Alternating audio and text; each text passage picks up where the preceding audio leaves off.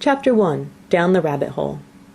Alice was beginning to get very tired of sitting by her sister on the bank and of having nothing to do. Once or twice she peeped into the book her sister was reading, but it had no pictures or conversations in it. And what's the use of a book, thought Alice, without pictures or conversation? So she was considering in her own mind, as well as she could, for the hot day made her feel very sleepy and stupid, whether the pleasure of making a daisy chain would be worth the trouble of getting up and picking the daisies, when suddenly a white rabbit with pink eyes ran close by her. There was nothing so very remarkable in that, nor did Alice think it so very much out of the way to hear the rabbit say to itself, oh dear, I shall be late." When she thought it over afterwards, it occurred to her that she ought to have wondered at this, but at the time it all seemed quite natural. But when the rabbit actually took a watch out of its waistcoat pocket and looked at it, and then hurried on, Alice started to her feet, for it flashed across her mind that she had never before seen a rabbit with either a waistcoat pocket or a watch to take out of it, and burning with curiosity, she ran across the field after it, and fortunately was just in time to see it pop down a large rabbit hole under the hedge. In another moment down went Alice after it, never once considering how in the world she was to get out again. The rabbit hole went straight on like a tunnel for some way, and then dipped suddenly down, so suddenly that Alice had not a moment to think about stopping herself before she found herself falling down a very deep well.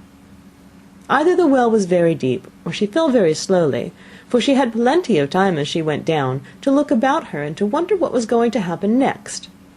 First she tried to look down and make out what she was coming to, but it was too dark to see anything. Then she looked at the sides of the well, and noticed that they were filled with cupboards and bookshelves. Here and there she saw maps and pictures hung upon pegs. She took down a jar from one of the shelves as she passed. It was labelled orange marmalade, but to her great disappointment it was empty. She did not like to drop the jar for fear of killing somebody, so she managed to put it into one of the cupboards as she fell past it. Well, thought Alice to herself, after such a fall as this I shall think nothing of tumbling downstairs. How brave they'll all think me at home. Why, I wouldn't say anything about it even if I fell off the top of a house, which was very likely true. Down, down, down. Would the fall never come to an end? I wonder how many miles I've fallen by this time, she said aloud. I must be getting somewhere near the center of the earth. Let me see, that would be 4,000 miles down, I think. For you see, Alice had learnt several things of this sort in her lessons in the schoolroom, and though this was not a very good opportunity for showing off her knowledge, as there was no one to listen to her, still it was good practice to say it over. Yes, that's about the right distance. But then I wonder what latitude or longitude I've got to. Alice had no idea what latitude was, or longitude either, but thought they were nice grand words to say. Presently she began again. I wonder if I shall fall right through the earth. How funny it'll seem to come out among the people that walk with their heads downward. The antipathies, I think. She was rather glad there was no one listening this time, as it didn't sound at all the right word. But I shall have to ask them what the name of the country is, you know. Please, ma'am, is this New Zealand or Australia? And she tried to curtsy as she spoke. Fancy curtsying as you're falling through the air. Do you think you could manage it? And what an ignorant little girl she'll think me for asking. No, it'll never do to ask. Perhaps I shall see it written up somewhere. Down, down, down. There was nothing else to do, so Alice soon began talking again. Dinah'll miss me very much tonight, I should think. Dinah was the cat. I hope they'll remember her saucer of milk at tea time. Dinah, my dear, I wish you were down here with me. There are no mice in the air, I'm afraid, but you might catch a bat, and that's very like a mouse, you know. But do cats eat bats, I wonder? And here Alice began to get rather sleepy, and went on saying to herself in a dreamy sort of way, Do cats eat bats? Do cats eat bats? And sometimes, do bats eat cats? For you see, as she couldn't answer either question, it didn't much matter which way she put it. She felt that she was dozing off, and had just begun to dream that she was walking hand in hand with Dinah, and saying to her very earnestly, Now, Dinah, tell me the truth, did you ever eat a bat? When suddenly, thump, thump, down she came upon a heap of sticks and dry leaves, and the fall was over. Alice was not a bit hurt, and she jumped up on her feet in a moment. She looked up, but it was all dark overhead. Before her was another long passage, and the white rabbit was still in sight, hurrying down it. There was not a moment to be lost. Away went Alice like the wind, and was just in time to hear it say, as it turned a corner, Oh, my ears and whiskers, how late it's getting! She was close behind it when she turned the corner, but the rabbit was no longer to be seen. She found herself in a long, low hall, which was lit up by a row of lamps hanging from the roof. There were doors all around the hall, but they were all locked, and when Alice had been all the way down one side and up the other, trying every door, she walked sadly down the middle, wondering how she was ever to get out again. Suddenly she came upon a little three-legged table, all made of solid glass. There was nothing on it except a tiny golden key, and Alice's first thought was that it might belong to one of the doors of the hall. But alas, either the locks were too large or the key was too small, but at any rate it would not open any of them. However, on the second time round she came upon a low curtain she had not noticed before, and behind it was a little door about 15 inches high. She tried the little golden key in the lock, and to her great delight it fitted. Alice opened the door and found it led into a small passage, not much larger than a rat-hole. She knelt down and looked along the passage into the loveliest garden you ever saw. How she longed to get out of that dark hall and wander about among those beds of bright flowers and those cool fountains, but she could not even get her head through the doorway. And even if my head would go through, thought poor Alice, it would be of very little use without my shoulders. Oh, how I wish I could shut up like a telescope! I think I could, if I only know how to begin. For you see, so many out-of-the-way things had happened lately, that Alice had begun to think that very few things indeed were really impossible.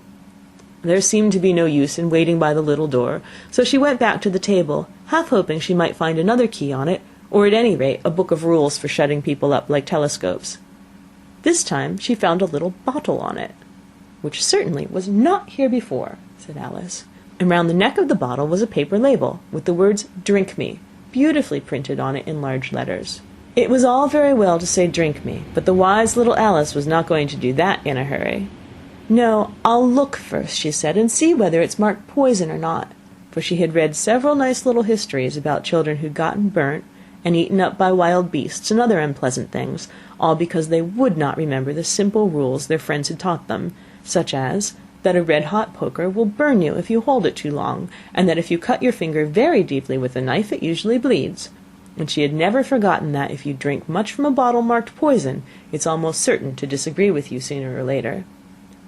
However, this bottle was not marked poison, so Alice ventured to taste it, and finding it very nice, it had, in fact, a sort of mixed flavour of cherry tart, custard, pineapple, roast turkey, toffee, and hot buttered toast. She very soon finished it off. "What a curious feeling," said Alice. "I must be shutting up like a telescope." And so it was indeed.